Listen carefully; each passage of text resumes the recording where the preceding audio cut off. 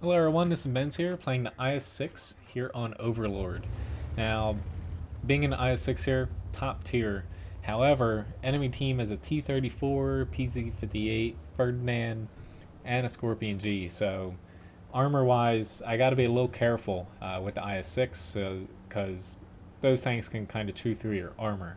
Now, I'm starting out with an APCR shot because good chance I'm going to run into something with a decent amount of armor. I like getting, a first hit in right away because it really makes enemies kind of pull back or stop if they take that first shot instead of bouncing it, and it can help you position a bit. Now, with only one SPG, I'm trying to push, this area because usually this is where most of the brawling happens, and not spotting anything right away. That's why I kind of inch up, but I make the decision to kind of pull back here because it wouldn't have made sense to keep pushing up and potentially take a lot more damage for just getting to that next rock, which is a good spot, but it can be a double-edged sword.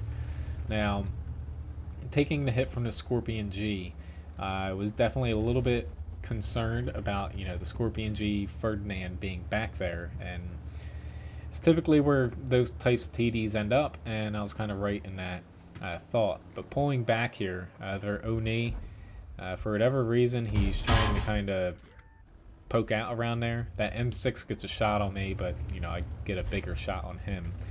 And now I'm just going to use a little bit of the rubble here to kind of poke out, which angling here, I got hit by the Hummel, which didn't take much off.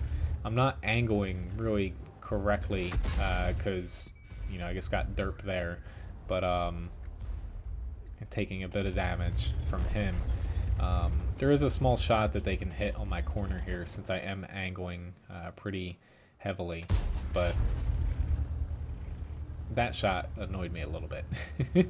Seeing as the Oni's out though, and now the M6. We're faced with the Scorpion G ahead of us, a Ferdinand, and an IS-6 on the right.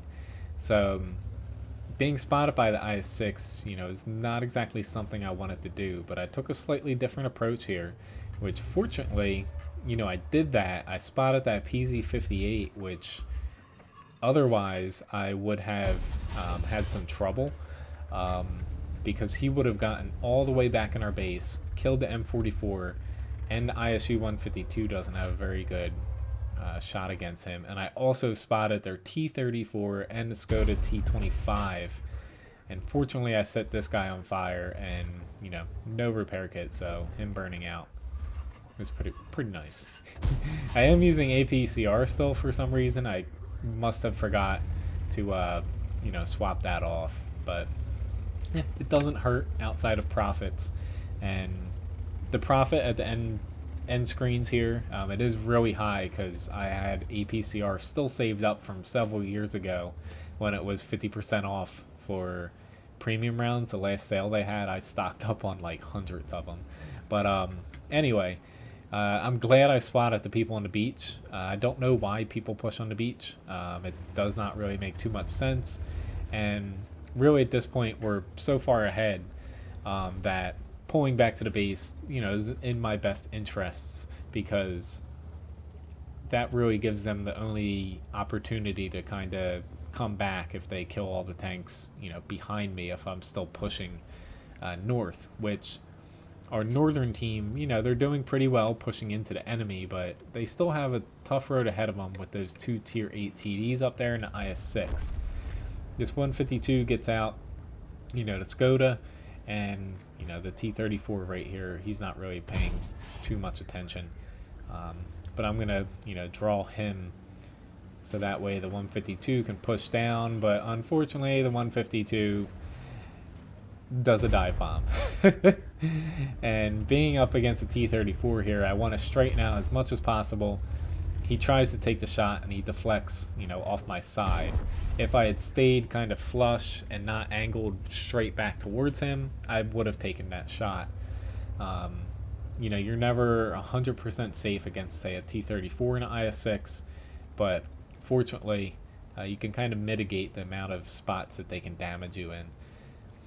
Now, at this point, we're still pretty far ahead, but we still have an IS-6 and a Scorpion G and a Firefly left.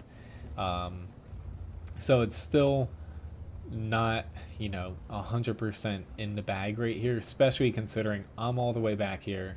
T-150's back here. We just lost the Hellcat, and, we have the Chaffee and a couple other low tiers up there. So, fortunately, they get the Scorpion G out, but we have a full HP IS-6 still, somehow. I'm surprised that guy still has full HP up until this point, but, he's done a good job at, staying alive.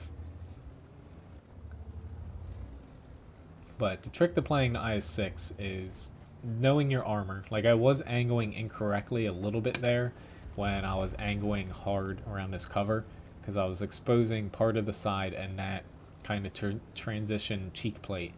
But also knowing that, like, I do use quite a bit of APCR here because I had some to kind of burn without worrying about the cost.